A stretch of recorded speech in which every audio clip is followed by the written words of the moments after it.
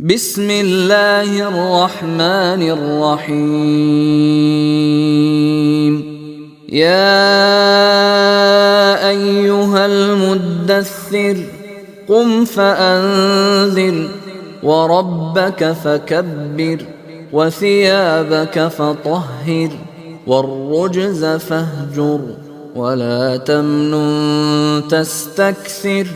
ولربك فاصبر فإذا نقر في الناقور فذلك يومئذ يوم عسير على الكافرين غير يسير. ذرني ومن خلقت وحيدا وجعلت له مالا ممدودا وبنين شهودا ومهدت له تمهيدا ثم يطمع أن أزيد كلا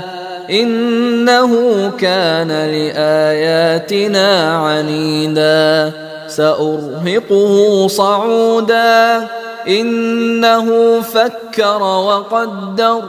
فقتل كيف قدر ثم قتل كيف قدر ثم نظر ثم عبس وبسر ثم أدبر واستكبر فقال إن هذا إلا سحر يؤثر إن هذا إلا قول البشر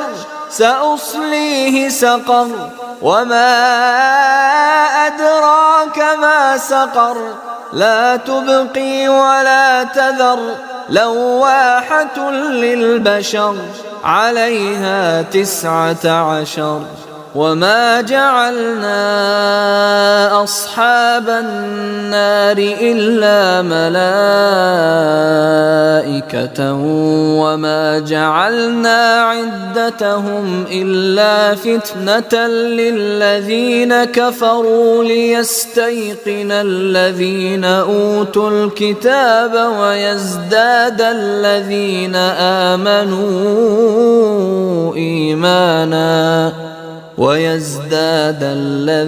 آمنوا إيمانا ولا يرتاب الذين أوتوا الكتاب والمؤمنون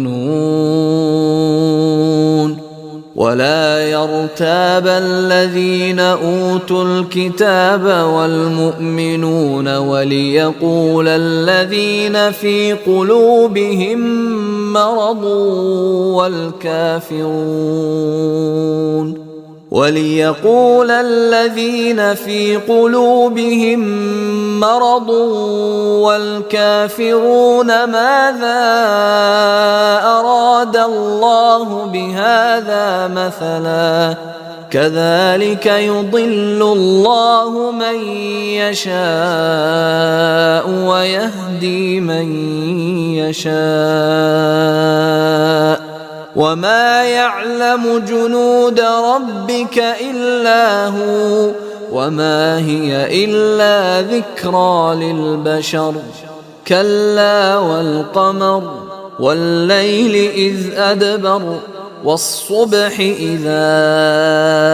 أسفر إنها لإحدى الكبر نذيرا للبشر لمن شاء منكم أن يتقدم أو يتأخر كل نفس بما كسبت رهينة إلا أصحاب اليمين في جنات يتساءلون عن المجرمين ما سلككم في سقر قالوا لم نك من المصلين ولم نك نطعم المسكين وكنا نخوض مع الخائضين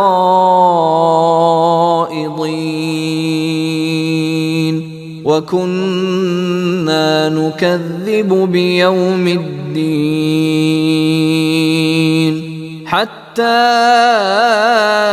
أتانا اليقين فما تنفعهم شفاعة الشافعين فما لهم عن التذكرة معرضين كأنهم حمر مستنفرة فرت من قسورة بل يريد كل امرئ منهم أن يؤتى صحفا منشرة كلا بل لا يخافون الآخرة كلا إنه تذكرة فمن شاء ذكره وما يذكرون إلا أن يشاء الله هو أهل التقوى وأهل المغفرة